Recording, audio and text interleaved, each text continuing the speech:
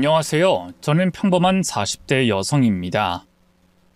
한치 앞도 모르는 게 사람 인생이라지만 설마 제가 썰밤에 사연을 보내는 날이 올 줄은 몰랐네요. 남편과 시댁에 대한 이야기인데요. 속 시원한 사이다가 준비되어 있으니 꼭 끝까지 들어주세요. 저는 또래 친구들보다 결혼이 좀 빠른 편이었어요. 2년제였던 전문대를 졸업하고 바로 취업을 했었는데요. 첫 직장에서 만난 동료와 눈이 맞아 바로 결혼까지 하게 됐죠. 사실 그렇게 빨리 결혼할 생각은 없었는데 생각지도 못한 선물이 찾아오는 바람에 서두르게 됐네요. 워낙 어렸던 탓에 피임이라든지 이런 것에 대해 무지했거든요. 그래도 결혼 자체는 기뻤어요. 어쨌든 제가 사랑하는 남자와 식을 치르는 거였으니까요. 임신 사실을 알았을 땐 너무 두려웠지만 책임지고 결혼하자는 남편의 말에 감동의 눈물을 글썽였었죠. 돌이켜 생각해보면 남편도 저도 참 철이 없었어요. 둘 다 사회초년생이라 결혼할 준비도 한 아이의 부모가 될 준비도 전혀 되어 있지 않았거든요. 모아둔 돈도 없어서 시댁으로 들어가 살아야 했는데요. 주변에서 무리해서라도 나가 살라고 합가 생활은 못할 짓이라고 많이들 뜯어 말리더라고요. 특히 저희 친정 엄마가 그랬죠. 미성아, 너 꼭 사돈댁으로 들어가야겠니? 엄마도 시댁살이 해봐서 아는데 시부모 모시고 산다는 게 보통 힘든 일이 아니야. 신경 써야 할 게 한두 가지가 아니라고. 거기다 그 집엔 네 시누이도 있지 않니? 너 홀몸도 아닌데 그냥 따로 신혼집을 구해보는 게 어때? 전셋집이 힘들면 월세라도 구해보면. 에이 됐어 엄마. 월세는 무슨 월세야. 곧 튼튼이도 태어나는데 한 푼이라도 더 아껴야지. 난 괜찮으니까 걱정하지 마. 평생 같이 사는 것도 아니고 집살 돈 모을 때까지만 사는 건데 뭐. 아유 그래도. 전 그러면 엄마가 이 집 팔아서 전세금 마련해 줄 테니까. 아이 참. 무슨 집을 판다고 그래. 이 집 한 채가 우리 집 전 재산인데. 됐어. 괜찮아. 엄마 딸 못 믿어? 어릴 때 아버지가 사고로 돌아가시면서 엄마 혼자 줄곧 저를 키우셨는데요. 여자 혼자 몸으로 자식까지 건사한다는 게 쉬운 일은 아니잖아요. 식당 설거지부터 건물 청소, 남의 집 파출부 일까지 엄마는 저를 먹여 살리기 위해 온갖 험한 일은 다 해오셨네요. 하나 있던 집은 그런 엄마가 악착같이 번 돈을 한 푼 두 푼 모아 장만한 거였어요. 비록 입지도 안 좋고 작은 빌라라서 그리 비싼 집은 아니었지만 그래도 엄마가 힘들게 장만한 소중한 보금자리였죠. 안 그래도 엄마 혼자 두고 결혼하는 게 마음에 걸리는데 어떻게 그런 집까지 빼앗아 가겠어요. 아무리 자식이라지만 모렴치한 것도 정도가 있죠. 또 시부모님과 사는 게 그리 나쁘지만은 않을 거라고 생각했어요. 아이도 봐주시고 살림도 배울 수 있을 거고 좋은 점도 있을 거라 믿었죠. 지금 생각해보면 참 순진한 생각이었네요. 배가 불러와 신혼여행도 못 가고 바로 시댁으로 들어갔는데요. 시어머니가 팔짱을 낀 채 저를 기다리고 있더라고요. 예, 너 왜 이렇게 늦었니? 지금 시간이 몇 시인데 얼른 짐부터 놓고 나와. 더 늦으면 오늘 안에 김장하기 글렀으니까. 네? 김장이라뇨? 형석이한테 못 들었니? 아는 사람이 배추를 거저 넘겨줘서 받았거든. 상태가 영 좋은 건 아니라 얼른 담가버려야 돼. 지금쯤이면 다 절여졌을 테니까 얼른 돕거라. 순간 당황했지만 전 일단 고개를 끄덕였어요. 네, 금방 준비할게요, 어머님. 짐도 제대로 풀지 못하고 앞치마부터 둘렀는데요. 집에선 김치를 사 먹었기 때문에 그날 처음으로 김장이라는 걸 해봤네요. 시어머니 옆에서 계속 배추를 버무리는데 어찌나 일이 고되고 손이 많이 가던지요. 뱃속 아기 때문에 몸이 무겁다 보니 금세 지치더라고요. 그런데도 시어머니는 아랑곳하지 않으셨어요. 오히려 못마땅한 눈으로 젊은 애가 무슨 체력이 이렇게 약하니? 벌써부터 이러면 어떡하려고? 하면서 혀를 차실 뿐이었죠.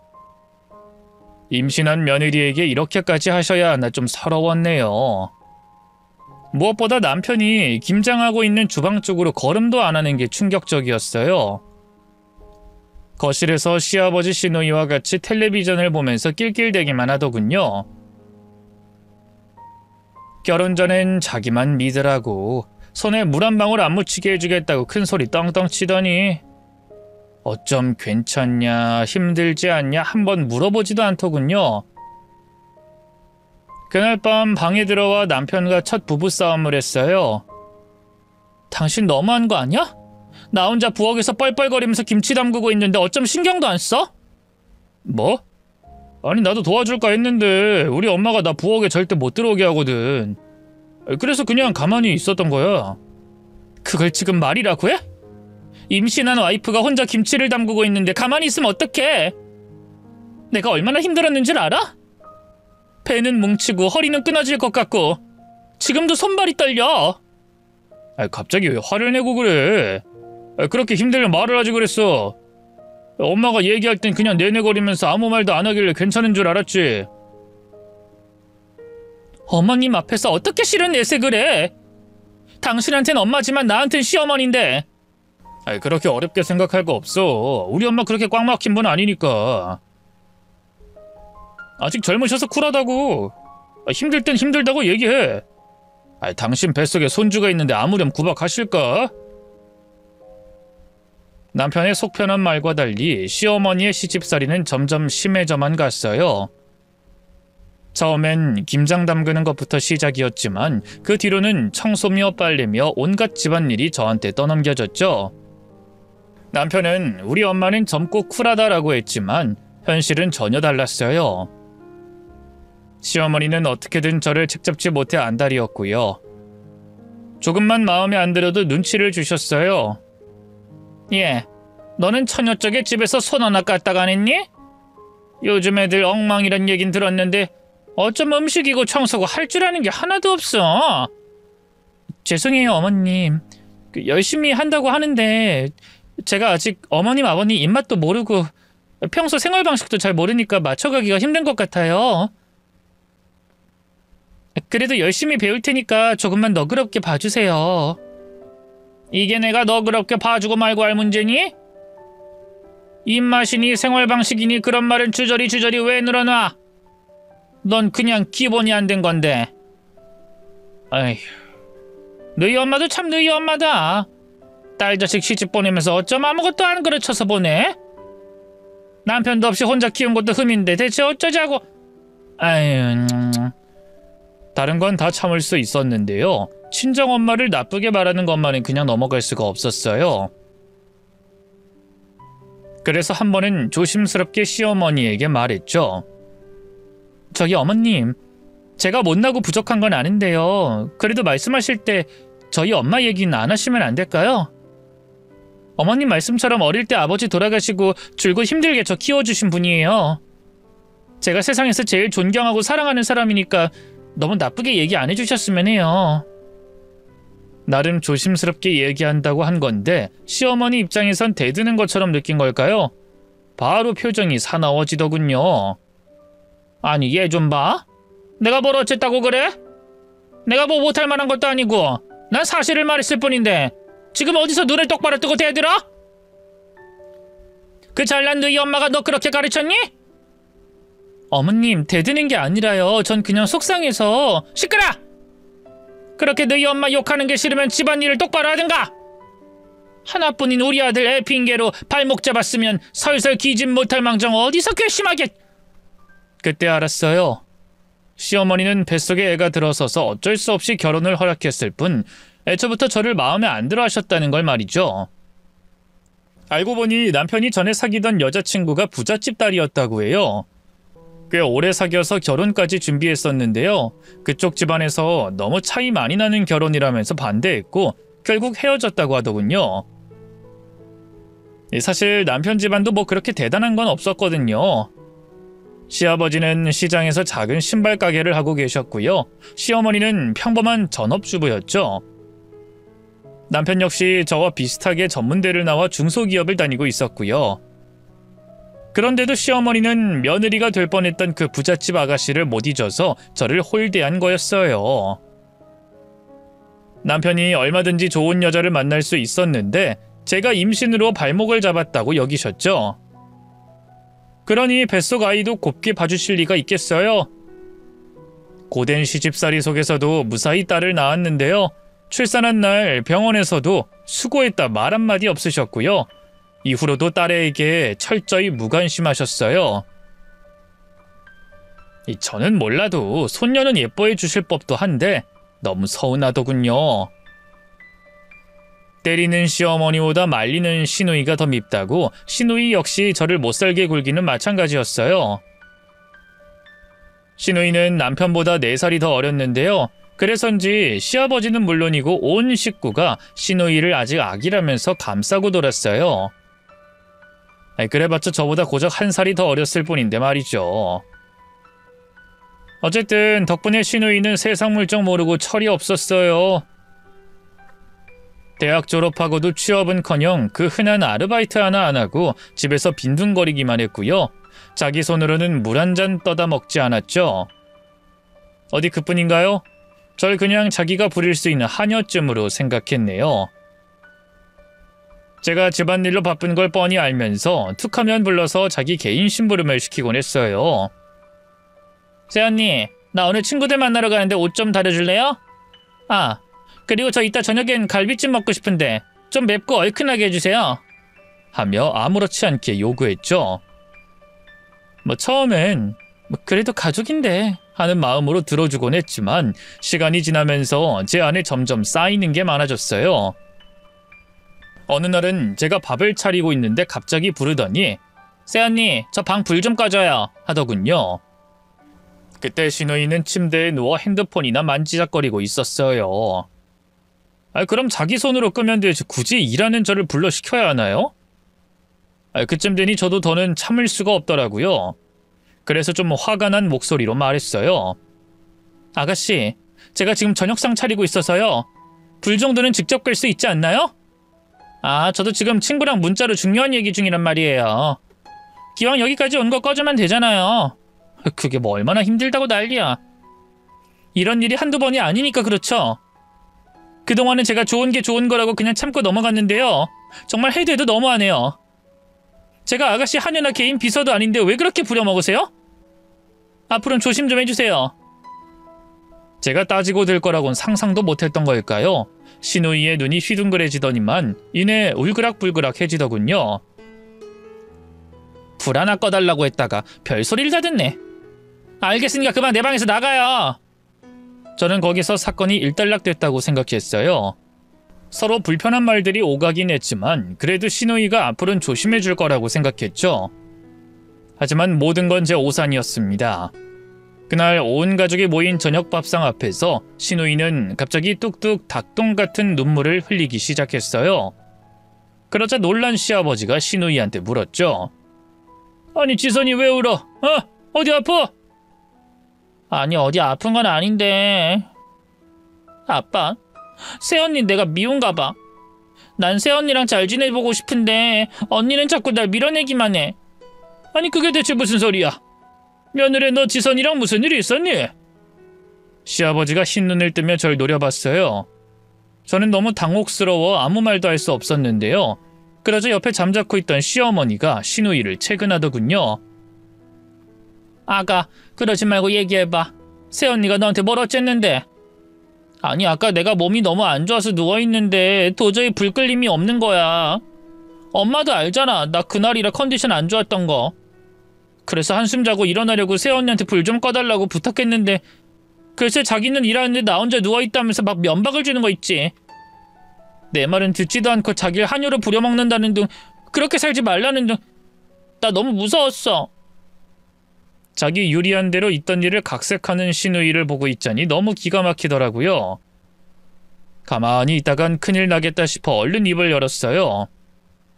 아니 아가씨 그게 아니잖아요. 제가 언제 아가씨를 면박 줬다고. 그냥 아가씨가 평소에도 제가 바쁜데 자꾸 개인적으로 이것저것 시키니까. 그러나 제 말이 미처 채 끝나기도 전에 시어머니가 젓가락을 탁소리 나게 내려놓더군요. 시끄럽다! 어디 대도 않는 변명질을 하고 있어. 우리 지선이가 아무리 어려도 엄연히 네 시누인데 시키면 시키는 대로 하면 되지. 제가 그냥 집에서 노는 게 아니잖아요, 어머님. 새별이도 봐야 하고 집안일도 해야 하는데. 참나. 뭐 얼마나 대단한 일을 한다고 유세야? 그래봤자 잘 거 다 자고 먹을 거 다 처먹고 살면서 아픈 시누이 부탁 하나 못 들어줘? 인정머리 없는 기집애 같은 이라고. 시어머니의 야단에 저도 모르게 눈물이 나올 것 같았어요. 하지만 시누이가 그 꼴을 보더니만 자기가 더 서럽게 목청 높여 울기 시작하더군요. 누가 봐도 악역은 저 같았죠. 결국 저는 더는 아무 말 못하고 그냥 방으로 들어올 수밖에 없었네요. 무엇보다 화가 났던 건 그 자리에서조차 남편이 제 편을 들어주지 않았다는 거였어요. 시댁 식구들이 다 있던 자리에선 침묵을 지켰고요. 방에 들어와서도 울고 있는 절 보면서 별다른 말 없이 바로 잠자리에 들더군요. 그걸 보고 너무 서러워서 따지고 들었어요. 아니, 당신 너무한 거 아니야? 다른 사람은 몰라도 당신은 내 편을 들어줘야지. 어쩜 한마디도 안 하고 밥만 먹을 수 있어? 갑자기 왜 날 걸고 넘어져? 들어보니까 당신이 잘못했더만 뭐. 애가 아프다는데. 내가 잘못하긴 뭘 잘못해? 당신은 몰라. 평소에도 아가씨가 얼마나 날 사사건건 부려먹는데. 세탁소에 옷 좀 맡겨달라, 뭐 좀 먹고 싶으니 만들어달라, 렌즈 좀 빼달라. 아주 내가 자기 전용 하녀인 줄 안다니까? 오늘만 해도 그래. 아프긴 개뿔이 아파. 그냥 누워서 핸드폰이나 들여다보고 있었으면서 자기 몸 일으키기 싫다고 굳이 부엌에서 뼈가 빠지게 일하는 날 불러다가. 그만 좀 해. 나 피곤해. 뭐? 지금 자기 동생 욕하는 거 듣기 싫다 이거야? 그럼 가족 욕 듣고 좋아할 사람이 어딨어? 시댁살이라는 게 다 그런 거지. 우리 집 정도면 양호한 편이야. 더한 집이 얼마나 많은데. 제가 유난이라는 듯이 구는 남편을 보고 있자니 가슴이 너무 답답해졌어요. 화병이라는 게 왜 생기는지 알 것 같더군요. 서로 좋아 죽는 것도 신혼 때 잠깐이지 그날 이후 저희 부부는 시댁 식구들 문제로 싸우는 날이 많아졌어요. 애초에 남편은 집안일도 나 몰라라 하고요. 육아도 전혀 돕지 않는 빵점짜리 남편이었죠. 이런 남편인 줄 알았으면 절대 결혼하지 않았을 텐데 이 결혼 전까지만 해도 하늘의 별과 달이라도 따다 줄 것처럼 굴었던 남편이기에 얼마나 큰 배신감을 느꼈는지 몰라요. 전 아직도 궁금해요. 주변 보면 결혼 후 변하지 않는 남편은 없다던데 지금 이 사연을 듣고 계신 썰밤 가족 여러분들의 남편은 여전히 연애 때처럼 잘해주시나요? 제가 그저 많고 많은 남자들 중에 하필이면 꽝을 고른 것뿐인가요? 어쨌든 그 뒤로 제 1순위 목표는 분가가 됐어요. 솔직히 이혼을 고민한 것도 사실인데요. 이 딸이 없으면 모를까 이미 낳아버렸는데 차마 딸을 아빠 없는 자식으로 키울 수는 없더라고요. 제가 그렇게 자랐으니까요. 딸에게 같은 상처를 물려주긴 죽기보다 싫었죠. 분가를 하기만 하면 남편과 싸울 일도 더는 없어질 테고 그럼 부부 사이도 자연히 회복될 거라 믿었네요. 하지만 분가라는 게 말처럼 쉬운 일은 아니었어요. 남편은 중소기업만 전전했기 때문에 애초에 월급이 그렇게 많은 편도 아니었고요. 그마저도 상당 부분 시부모님이 생활비 명목으로 떼어가셨어요. 전 이 사실도 아주 나중에야 알게 됐네요. 아니, 너무하지 않나요? 애초에 합가를 하는 목적이 뭔데요? 신혼집 구할 돈이 없어서 돈 모으려고 그러는 거 아니에요? 근데 도와주시진 못할 망정 오히려 돈을 뜯어가시다니 참 너무하다 싶었죠. 가뜩이나 적은 월급에서 반 가까이를 시부모님에게 드리고 나면 저축은커녕 새 식구 먹고 살기도 빠듯했네요. 어머님 아버님한테 다달이 드리는 돈 말이야. 액수라도 좀 줄이면 안 돼? 한 달에 80은 너무 많잖아. 결국 눈치를 보다 남편에게 슬그머니 물어봤는데요. 남편은 대번에 안 된다며 고개를 가로젓더군요. 요즘 아버지 가게 잘 안 되는 거 당신도 알잖아. 내가 드리는 돈까지 없으면 어떡하라고. 아예 안 드리자는 게 아니잖아. 액수를 좀 줄이자는 거지. 우리 분가하려면 돈을 좀 모아야 하는데 저축은커녕 매달 마이너스야. 이들은 평생 집 못 산다고. 아, 못 사면 어때? 그냥 이대로 쭉 같이 살면 되는걸. 어차피 내가 장남이잖아. 뭐 지선이야 언젠가 시집 갈 테고. 그럼 부모님은 내가 책임져야지. 뭐? 아, 난 싫어. 당신은 내가 어머님 아버님 때문에 얼마나 힘들어하는지 알면서 그런 소리래? 당신 가족은 나랑 샛별이야. 근데 왜 우린 늘 뒷전인 건데? 또 비약한다. 어쨌든 부모님한테 드리는 돈은 못 줄이니까 그런 줄 알아. 내가 힘들게 돈 벌어서 내 부모님 주겠다는데 집에서 놀고 먹는 당신이 무슨 권리로 이래라 저래라 해? 전업주부라는 이유로 저를 백수 취급하는 남편이 기가 막혔어요. 제가 뭐 좀 편하게 늘어져 있어 보기라도 했으면 억울하진 않겠어요. 시부모님과 시누이 등살에 못 이겨 하루 종일 엉덩이 붙일 틈도 없이 일만 하는데 딸애도 누구 하나 봐주는 사람이 없어서 저 혼자 독박 육아 중이었고요. 그런데 제 노고는 알아주는 사람이 없으니 참 서럽더군요. 맘 같아선 누구에게라도 털어놓고 싶었는데요. 친구들에겐 부끄러워서 차마 그럴 수가 없었어요. 친정엄마도 걱정하실까봐 얘기 못했어요. 간간히 전화로 안부를 주고받을 때면 그냥 잘 지내고 있다 대충 둘러대고 넘겼죠. 근데 엄마는 딸의 마음을 다 훤히 꿰뚫는 재주가 있나 봐요. 어느 날 갑자기 제게 전화해선 한번 집에 오라고 하더군요. 갑자기 집은 왜? 왜긴 왜야. 우리 딸 얼굴 보고 싶으니까 그렇지. 주고 싶은 것도 있고. 주고 싶은 거? 그게 뭔데? 일단 와보면 알아. 그땐 어디 가는 것도 눈치가 보여서요. 시어머니에겐 잠깐 장보러 다녀오겠다는 핑계를 대고 친정으로 향했어요. 엄마는 절 보자마자 별다른 말 없이 밥부터 한 상 차려줬는데요. 오랜만에 엄마가 해준 밥을 먹으니 어찌나 맛있던지요. 허겁지겁 먹고 있는데 갑자기 절 보던 엄마의 눈시울이 붉어졌어요. 뭐야? 엄마 갑자기 왜 울어? 아니 그냥 너 그 집에서 밥도 제대로 못 먹고 사니? 왜 이렇게 급하게 먹어? 에이 그냥 오랜만에 엄마 밥 먹으니까 맛있어서 그렇지. 시부모님도 그렇고 그이도 그렇고 나 먹는 거 얼마나 잘 챙겨주는데. 거짓말 하지 마라. 엄마가 다 봤으니까. 보다니? 뭘 봤다는 건데? 엄마의 말에 순간 가슴이 철렁했어요. 엄마는 입을 열 듯 말 듯 망설이다 긴 한숨과 함께 뜻밖의 사실을 고백하더군요. 너 옛날에 우리 윗집 살던 현수가 좀 알지? 그 여자가 얼마 전에 이사해서 놀러 갔는데 마침 사돈댁 근처더라. 집들이니 그냥 갈 순 없어서 시장 들러 휴지라도 사가려고 했는데 너랑 사부인이 장보고 국수 먹는 걸 봤어. 어쩜 사부인은 네가 샛별이 데리고 쩔쩔매느라 밥 한 술 못 드는데 자기 혼자 먹기만 하니? 짐도 네가 샛별이 안고 있는 거 뻔히 알면서 한번 들어주지도 않고. 종종 시어머니와 함께 시장으로 함께 장을 보러 갔는데요. 그걸 우연찮게 엄마가 보고만 거예요. 샛별이 보랴 장본 물건들 챙기랴 밥도 제대로 못 먹었는데 그걸 엄마가 봤다고 생각하니 너무 창피하더군요. 속상한 만큼 화가 나기도 했고요. 엄마는 왜 몰래 뒤에서 그런 걸 훔쳐봐? 봤으면 차라리 부르든가 아님 자리를 피하든가. 그게 뭐 좋은 광경이라고 보고 있냐고? 그럼 어떡하니? 거기서 널 부르자니 네가 너무 난감해할 것 같고 그냥 두고 가자니 발길이 안 떨어지는데. 됐고 이거나 받아. 엄마가 한 손으로 눈물을 훔치며 제게 무언가를 내밀었어요. 얼떨결에 받아보니 통장이더군요. 이게 뭐야? 웬 통장? 이 집 팔았어. 계약금 받은 건 먼저 넣어뒀고 나머지 돈 받으면 또 보내줄게. 뭐? 이 집을 팔았다고? 그래. 그렇게 좋은 집은 아니라 비싸겐 못 팔았다. 그래도 김서방 회사 근처나 시내에 전세 구할 돈은 될 거야. 집을 팔았다는 엄마의 말에 억장이 무너지는 기분이었어요. 집은 엄마에게 있어 전 재산이나 다름없었어요.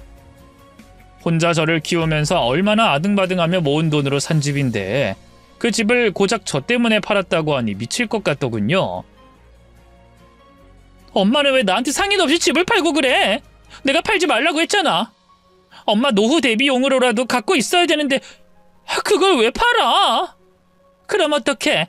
하나뿐인 딸이 시댁에서 밥도 제대로 못 먹고 노예처럼 살고 있는데. 노예처럼 살긴 뭘 살아? 잘 살고 있다고 했잖아. 그냥 하루만 보고 엄마가 뭘 한다고 그래? 엄마가 모르긴 왜 몰라. 전화하는 네 목소리만 들어도 나날이 말라가는 네 얼굴만 봐도 알아. 됐으니까 참말 말고 이 돈으로 집 구해. 딸년이 시댁에서 시집살이로 죽어가는데 나 혼자 집에 있으면 뭐하니?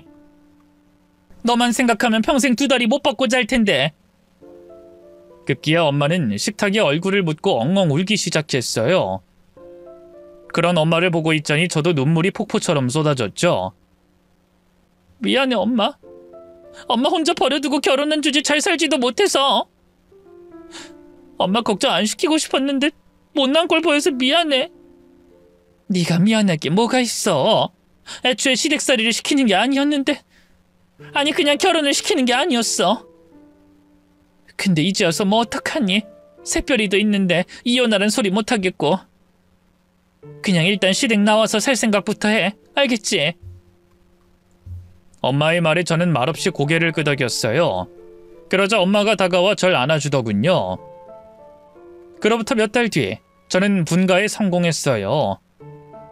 친정엄마가 집 팔아준 돈으로 남편 회사 근처에 작은 전셋집을 구했죠.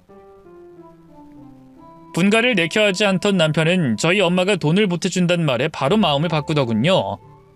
아 그래? 장모님이 돈을 대주신다고? 우리 엄마가 집까지 팔아서 어렵게 마련해준 돈이야. 이 돈으로 꼭 분가하래. 그럼 장모님은? 설마 우리가 부모님 말고 본인을 모시고 살았으면 해서 그러는 거 아니야? 우리 엄마를 뭘로 보고 그런 소리를 해? 엄마는 지금 일하는 식당 근처에 있는 빌라 전세로 벌써 들어갔어. 그냥 내가 시댁살이 하면서 고생하는 것 같으니까 도와주신 거라고. 아, 그래? 그럼 우리 그 돈 받아서 그냥 저축이나 할까? 야, 안 그래도 돈 들어갈 때 많은데. 뭐? 싫어. 우리 엄마가 집 구하라고 준 돈을 왜 엄마한테 쓰려고 그래? 그럴 거면 나 엄마한테 돈 다시 돌려줄 거야. 아이 그걸 돌려주긴 왜 돌려줘? 알았어. 그 집 알아보면 되잖아. 어차피 언젠가는 분가하려고 했으니까 이 기회 하면 되지. 친정엄마가 준 돈을 다시 돌려주고 싶지 않아서 기어이 분가를 하겠다는 남편을 보면서 그나마 남아있던 정마저 떨어진 것 같더군요. 물론 남편보다 더했던 건 시댁 식구들의 반응이었어요. 분가하겠다고 하니 저를 무슨 고려장 준비하는 배은망덕한 며느리로 여기더군요. 특히 시어머니가 펄펄 뛰셨죠. 아니 얘 힘들게 집안 살림 가르쳐놔서 이제 좀 쓸만해졌다 하니까 나가 살겠다고? 시애미의 시애비가 하루가 다르게 늙고 병 들어가는 건 눈에 보이지도 않아? 너 가고 나면 이 많은 집안일을 누가 다 하니? 그 말을 듣는데 너무 어이가 없었어요. 제가 이 집에서 사람이 아니라 그저 세탁기나 청소기에 불과했다는 게 드러나는 순간이었죠. 그래서 저도 모르게 차가운 목소리로 대꾸했네요. 그건 이제 제 할 바 아니죠. 애초에 어머님 아버님 살림을 왜 제가 다 도맡아 하나요? 어머님이 하시든가 아님 성인 되고도 독립 안 하고 계속 눌러붙어 사는 아가씨가 하든가 해야죠. 뭐야? 어디서 말도 안 되는 궤변을 늘어나. 시부모 돌보는 건 당연히 며느리 몫이지. 전 할 만큼 했다고 생각하는데요. 그동안 독립할 돈이 없어서 참았던 거지 더는 못 참겠어요. 제가 이 집 노예로 들어온 것도 아니고 언제까지 식구들 뒤치다거리를 해야 하나요? 새밥 새국 아니면 절대 수저 안 드는 아버님도 지긋지긋하고 어떻게든 제 흠잡으려고 야단인 어머님도 너무하다 싶고 자기 손으론 물 한 잔 안 떠먹는 아가씨도 싫어요. 분가해도 며느리 된 도리는 다 할 거예요. 생신이나 어버이날 같은 거 챙길 거고요. 명절에 제사 음식도 도울게요. 생활비도 지금처럼 그이가 계속 챙겨드릴 거고요. 하지만 딱 거기까지니까 더는 바라지 마세요. 그동안 쌓인 게 좀 많았어야죠. 생각보다 말이 세게 나가더군요. 시어머니는 너무 열이 받은 나머지 입에 거품을 물며 쓰러지셨고요. 시누이는 말없이 절 째려보더군요. 시아버지 역시 어디 우더른 앞에서 대드냐면서 마구 화를 내셨고요. 하지만 조금도 두렵지 않았어요. 저 때문에 눈물 짓는 친정엄마를 생각해서라도 더는 호구처럼 당하지 말아야지 싶었죠. 더는 할 말 없으신 거죠? 그럼 저희 이만 가볼게요. 딱 할 말만 마치고 자리에서 일어섰어요.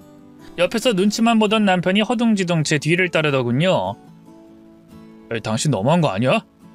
그래도 우리 부모님인데 무슨 말을 그렇게 해. 나도 그동안 참을 만큼 참았어. 앞으로는 당신도 내 앞에서 어머님 아버님 편들지 마. 그럼 당신하고도 끝이니까. 끝이라니 그게 무슨 말이야? 뭐 이혼이라도 하자는 거야? 그래. 왜? 내가 못할 것 같아? 나 이제 눈에 뵈는 거 없어. 우리 엄마가 오죽했으면 자가 팔아서 전세금까지 보태줬겠어? 우리 엄마 눈에 더는 눈물 안 나게 하기 위해서라도 나 더는 당하고 안 살 거야. 배소의 진을 치는 심정으로 이혼 얘기를 꺼냈기 때문일까요? 남편도 더는 아무 말 못하더군요. 어찌나 속이 후련하던지요. 분가 후 한동안은 천국 같은 날들이 이어졌어요. 시부모님은 단단히 마음이 상하셨는지 그날 이후 제게 연락 한 번 안 하셨는데요. 저는 오히려 속이 편하기만 하더군요. 남편도 살살 제 눈치를 보면서 쥐죽은 듯 조용하게 지냈고요. 그런데 그렇게 한 1년쯤 지났을까요? 오랜만에 시어머니에게서 전화가 왔어요. 할 말이 있다고 시간 될 때 시댁으로 오라고 하더군요. 솔직히 내키진 않았는데요. 남편이 그래도 가서 얘기 정도는 들어야 하지 않겠냐고 설득해서 따라갔어요. 근데 웬걸 생각지도 못한 소식이 기다리고 있더군요. 바로 시누이의 결혼 소식이었죠. 만나는 남자가 있는 줄도 몰랐기 때문에 얼마나 놀랐는지 몰라요. 아가씨가 결혼을 한다고요? 사귀는 사람이 있었어요? 제 질문에 옆에서 잠자코 앉아있던 시누이가 수줍게 고개를 끄덕였어요. 네, 원래 오빠 동생 하면서 지내던 사이인데 어쩌다 보니 그렇게 됐어요. 어쩌다 보니 그렇게 됐다니... 그럼 사귄 지 얼마 안 된 거예요? 뭐 그렇긴 해요. 이제 2달 됐으니까. 네? 2달 만난 남자하고 결혼을 한다고요? 야, 아무리 그래도 너무 빠른 거 아니에요? 제 말에 시누이 표정이 갑자기 확 어두워졌어요. 입을 꾹 다문 채 시선을 피하기만 하더군요. 그러자 시어머니가 어색한 웃음을 흘렸어요. 그게 실은 지선이 뱃속에 귀한 선물이 찾아왔지 뭐냐. 배 더 불러오기 전에 하려면 아무래도 식을 서둘러야겠지. 뭐 요즘은 많이들 그러지 않니? 오죽하면 혼수로 애해간단 말이 있겠어. 맞아요. 시누이도 혼전 임신으로 갑자기 결혼식을 올리게 된 거예요.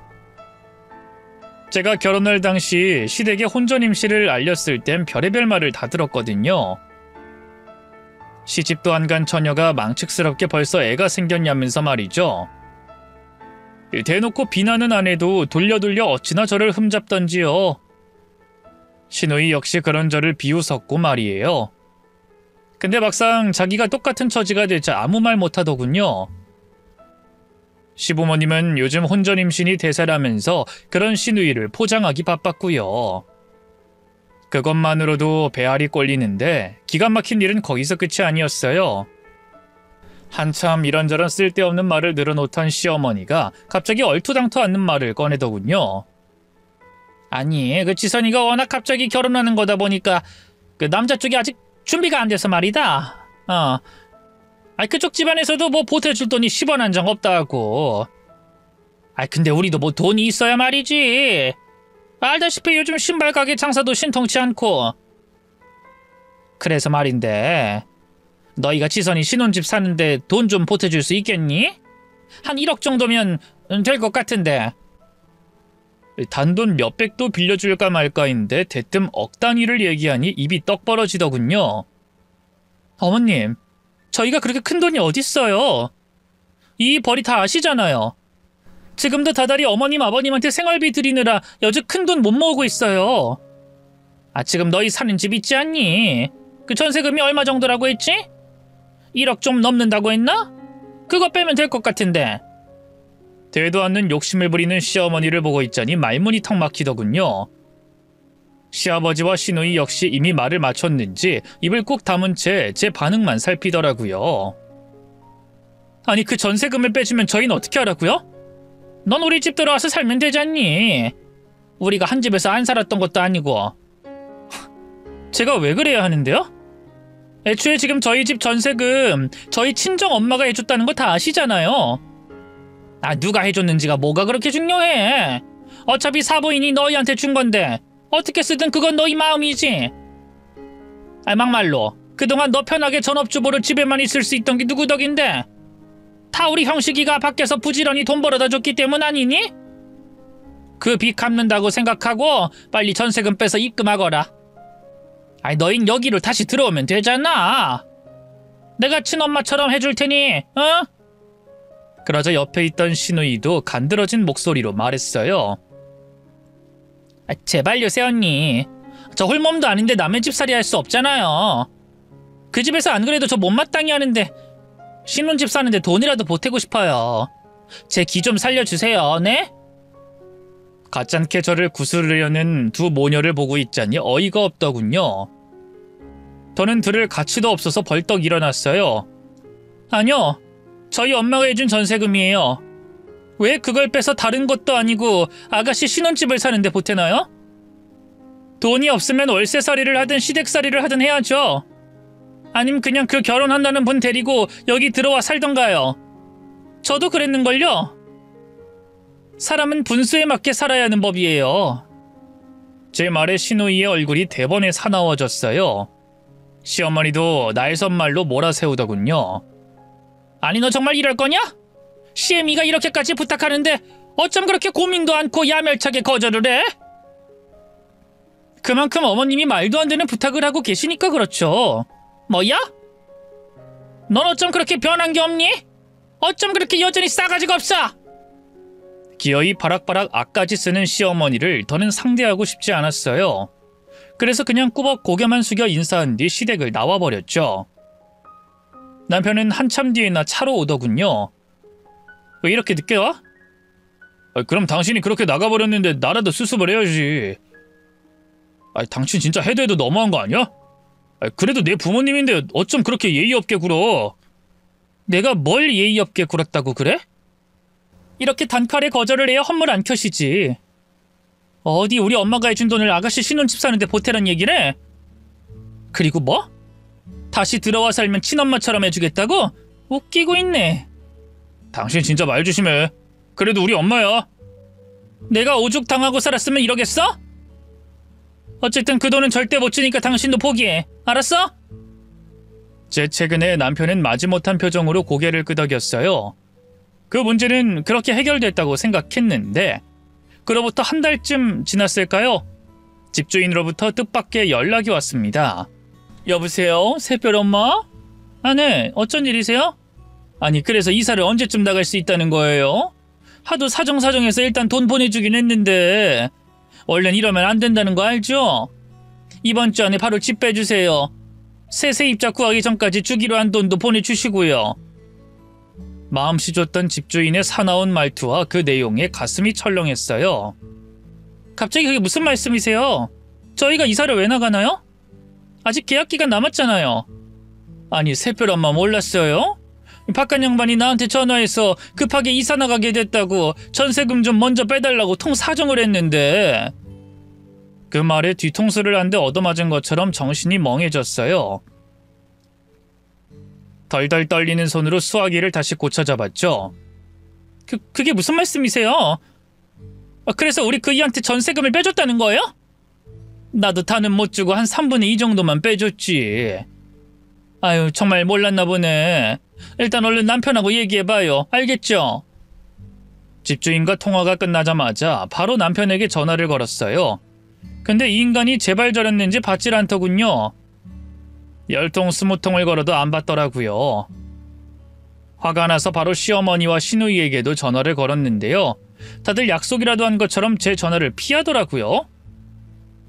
저는 참을 수가 없어서 딸을 옆집에 맡기고 남편 회사로 달려갔어요. 건물 앞 카페에서 한참을 기다리고 있으니 퇴근 시간이 되어갈 무렵 남편이 모습을 드러내더군요. 바로 달려가 붙잡으니 귀신이라도 본 것처럼 놀라대요. 당신이 여기까진 어쩐 일이야? 몰라서 물어? 방금 집주인한테 연락 왔어. 언제 이사 나갈 거냐고. 당신 설마 전세금 빼돌려서 아가씨 준 거야? 그래?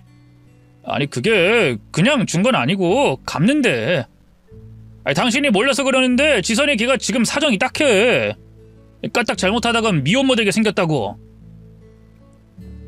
그 집에서 결혼을 반대하는 모양인데 지선이가 신혼집 사는데 돈이라도 보태야 결혼을 할 수 있을 것 같더라고.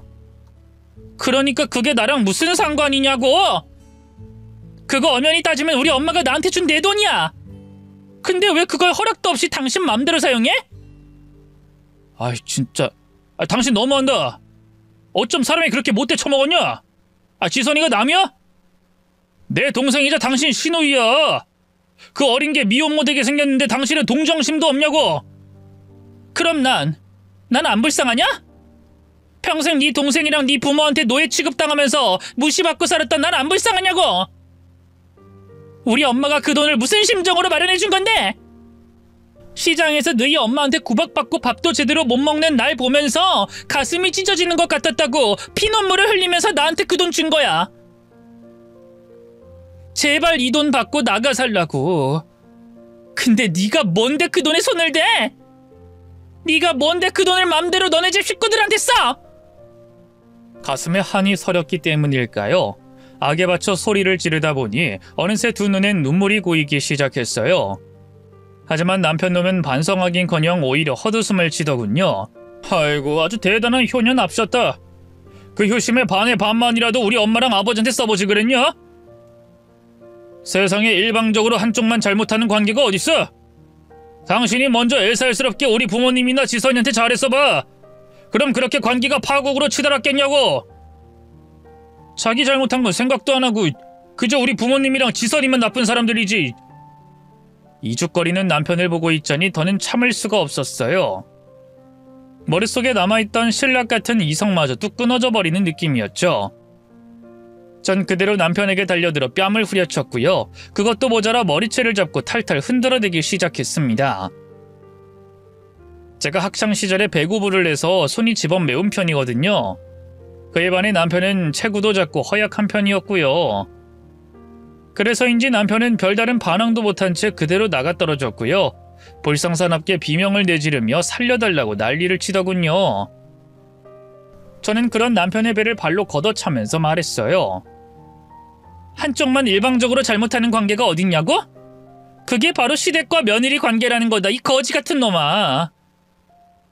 한 집 살면서 두 눈 똑바로 뜨고 다 지켜봤으면서 어떻게 지 가족 편들 생각을 해?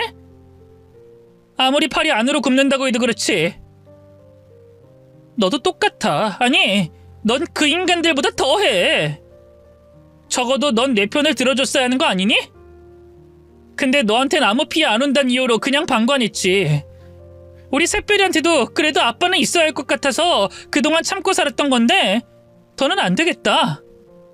너 같은 아빠는 없는 게 더 낫겠어. 뭐? 당신 지금 너무 흥분한 모양인데 일단 좀 진정하고. 아니, 난 지금 그 여느 때보다 이성적으로 냉철한데. 됐고, 변호사 선임할 준비나 해둬. 나 너 도둑놈으로 경찰에 신고할 거고 손해배상 비용까지 해서 그 돈의 2배, 아니 3배는 돌려받을 거니까. 아니, 부부 사이에 도둑질 성립이 될 것 같아? 글쎄, 될지 안 될지는 두고 봐야지. 저는 남편을 몇 번 더 때려준 뒤 그대로 돌아섰어요. 그리고 바로 짐을 싸들고 딸과 함께 친정엄마가 사는 집으로 들어갔죠. 자초지종을 들은 엄마는 저보다 더 펄쩍 뛰셨고요. 제가 이혼하겠다고 하자 적극적으로 지지해 주셨네요. 그쯤에 엄마가 좋은 감정으로 만나고 계신 분이 있었는데요. 공교롭게도 그분이 로펌에서 일하는 사무장이었어요. 그분의 도움으로 실력 좋은 변호사를 선임할 수 있었죠.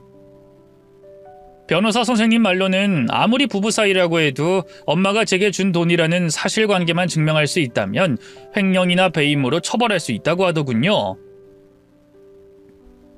뿐만 아니라 이혼 시에 재산 분할이나 손해배상 청구도 가능하다고 했고요.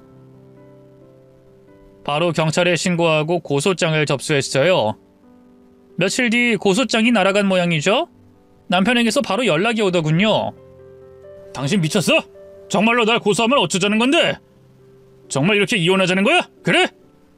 네가 그때 한 말을 귓구멍이 아니라 똥구멍으로 들었니? 그럼 우리 엄마 돈 멋대로 빼돌려서 네 동생 도와주고도 내가 너랑 계속 같이 살 줄 알았어? 됐고, 네 전 재산 내놓을 준비나 해.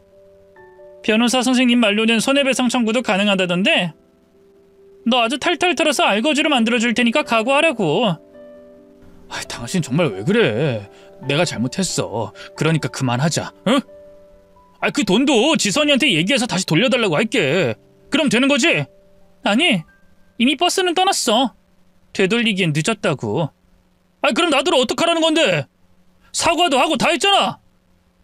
어디서 뻔뻔하게 목소리를 높여? 뭘 어떻게 하라는 거냐고? 나 너한테 바라는 거 아무것도 없어. 법정 출석이나 제대로 해. 알겠니? 여보, 잠깐만. 전화 끊지 말아봐. 소리 지른 건 내가 잘못했어. 당신이랑 이대로 헤어질지도 모른다는 생각이 나도 모르게. 내가 당신 얼마나 사랑하는지 알잖아. 나 한 번도 당신보다 다른 가족들 우위에 둔 적 없어. 늘 당신이 먼저였다고. 그러니까 당신이 분가하자고 할 때도 엄마 아버지 반대 무릅쓰고 따라 나섰던 거 아니야. 웃기고 있네. 입이 아무리 삐뚤어졌어도 말은 바로 하자. 내가 우선이라 그랬던 게 아니지. 우리 엄마 돈이 탐나서 그랬던 거잖아. 어디서 되도 않는 사기를 치려고 해. 이러니 끼리끼리란 말이 나오지. 네 부모가 쓰레기인데 너도 결국 쓰레기지. 안 그래? 뭐? 아무리 그래도 쓰레기라니. 말이 너무 심하잖아. 심해? 그럼 너도 법정에서 따져. 어디 잘잘못을 아주 제대로 가려보자고. 남편이 뭐라고 더 떠들어댔지만 더는 들을 가치도 없었어요. 전 그대로 전화를 끊고요. 예정대로 법적 소송을 진행했습니다. 제 복수는 거기서 끝나지 않았어요. 재판 결과가 나오기 전까진 신우이한테 빼앗긴 돈을 돌려받을 방법이 없었는데요. 아무래도 가만히 당하고만은 못 있겠더라고요. 그래서 친척들을 수소문해 신우이 결혼 상대를 알아냈고요. 그 집을 찾아가 있었던 일을 죄다 얘기했어요. 신우이 예비 신랑이랑 그 집 부모는 다행히 정상적인 사람이었는지 제 말을 듣자마자 입을 떡 벌리더군요. 특히 신우이 시어머니들 분이 큰 충격을 받았죠. 아니, 그게 정말이에요? 지선이 걔가 신혼집 사는데 보태라면서 준 돈이 그럼 그쪽 돈이란 말이에요? 네, 정확히 저희 친정엄마가 제가 시집살이에 시달리는 게 안쓰러워서 자기 집 팔아 마련해 주신 돈이죠. 그러니 제발 부탁드려요. 그 돈 돌려주세요. 그리고 제 얼굴에 침 뱉길지 모르지만 그런 집구석하고 사돈 맺는 거 다시 한번 생각해보세요. 괜한 오지랖이다 싶은데 그래도 이혼보다는 파혼이 낫지 않겠어요? 애 때문에 떠밀리듯이 결혼하지 마세요. 저도 딸 때문에 지금까지 버텼지만 결국은 이혼하네요. 사실 큰 기대는 안 했는데요. 정말로 신우이 예비 남편 집에서 며칠 뒤 제 통장으로 돈을 돌려줬어요. 그리고 얼마 안가 신우이와 시어머니가 노발대발하면서 저희 집까지 찾아왔어요. 아니 너 대체 그 집에 뭐라고 한 거야? 뭐라고 했길래 그 집에서 갑자기 결혼을 깨자는 얘기를 하냐고? 새언니 이제 어쩔 거예요? 언니 때문에 나 미혼모 되게 생겼는데 이제 어떡할 거냐고요? 돈을 돌려받고 싶었으면 나한테 얘기를 하면 되지 왜 그 집에 얘기를 하는데요? 누구 인생 망치려고? 제 앞에서 난리치는 모녀를 보면서 저는 비소를 머금었어요. 그러게 누가 남의 돈 훔쳐다 팔자 피려고 하래요? 다 자업자득이에요. 그러자 분노한 시어머니가 저를 때리려고 손을 뻗었는데요. 맞는구나 싶었던 순간 누군가 나타나 시어머니의 손을 낚아챘어요. 다름 아닌 저희 친정엄마였죠. 소란을 듣고는 밖에 나왔다가 더는 못 참겠는지 끼어드신 거예요. 엄마는 그대로 시어머니를 떠밀어버렸고요. 시어머니는 비명을 지르며 뒤로 나동그라졌죠. 아니 사부인, 이게 대체 무슨... 지금 날 친 거예요? 네. 그쪽이 우리 딸한테 한 짓만 생각하면 더한 짓도 할 수 있는데 이 정도로 참는 거예요. 그러니 더 봉변당하고 싶지 않으면 조용히 물러가요. 참나, 그 애미의 그 딸이라고? 지선이 얘가 누굴 닮아 되바라졌나 했더니만 다 사부인 닮아 그런 거였네요. 네, 피는 물보다 진하단 말이 있잖아요? 그러니 김서방도 장모돈 훔쳐다 지 동생 주고 동생이란 년도 수치를 모른 채 넙죽 그 돈을 받은 거겠죠. 훔치긴 누가 훔쳤다고 그래요? 나중에 사정이 좀 나아지면 다 갚을 생각이었는데. 갚을 생각이었는지 못 꿀꺽할 생각이었는진 판사 앞에서나 얘기하고요. 이만 가주시죠. 안 그럼 가택 침입죄로 경찰에 신고하겠습니다. 아니 사부인, 정말 이럴 거예요? 이 말이 나와서 말인데 지금이라도 우리 형석이 고소한 거 취하해 주세요. 그럼 저희도 딸에 파혼당한 거 더는 걸고 넘어지지 않을 테니까. 시어머니의 헛소리를 더는 들을 가치가 없다 판단한 걸까요? 엄마는 그대로 집 안으로 들어가 식초를 꺼내왔어요. 그리고 시어머니와 시누이에게 확 부어버렸죠. 아유 내는 아우 눈 아파. 아유 엄마 어떡해, 내 옷 다 버렸잖아. 이게 얼마짜리 옷인데. 아우 냄새. 넌 지금 네 애미 눈에 식초가 들어갔는데 네 옷만 걱정돼? 아이 그러게 시집도 안 갔냐니 임신은 왜 가지고 이렇게 속을 썩여? 지금 이게 내 탓이라는 거야? 애초에 오빠가 새언니 돈 훔치다 걸린 거잖아. 난 잘못 없다고. 그 돈 냉큼 받아다 쓴 게 누군데? 어느 순간 둘이 싸우는 모녀를 보고 있자니 블랙 코미디가 따로 없더군요. 더는 참아줄 수가 없어서 경찰을 불렀고요. 그렇게 두 모녀는 가택 침입죄로 경찰들에게 끌려갔습니다. 그 뒤로 남편과 시댁 식구들이 돌아가면서 절 찾아와 용서를 계속 구했는데요. 더는 얼굴 보기도 싫어서 무시로 일관했어요. 그 사이 재판은 순조롭게 진행됐는데요. 비록 형사 고소는 벌금형으로 처리가 됐지만 민사는 만족할 만한 성과를 얻었어요. 순조롭게 이혼하고 양육권을 가져온 건 물론이고요. 재산 분할도 제게 유리하게 판정이 났네요. 남편은 그나마 넘겨받은 코딱지만한 재산도 전부 제게 손해배상을 이유로 넘겨줘야 했어요. 그야말로 알거지가 된 거죠. 어디 그뿐인가요? 남편과 시댁 식구들이 제게 저지른 짓이 동네에 쫙 소문이 나서요. 시아버지가 하던 신발 가게는 완전히 망하고 말았어요.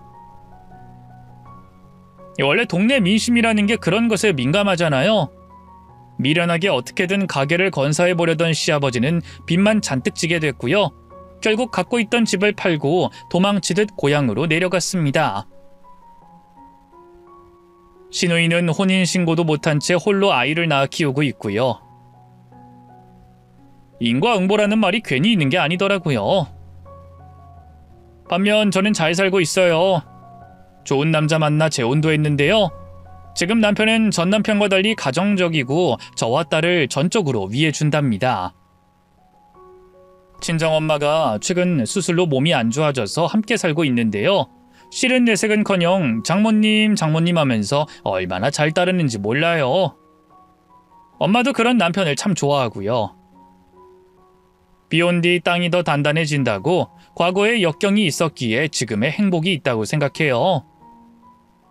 앞으로도 저희 가족들과 함께 무탈하게 살 수 있다면 더 바랄 게 없겠네요.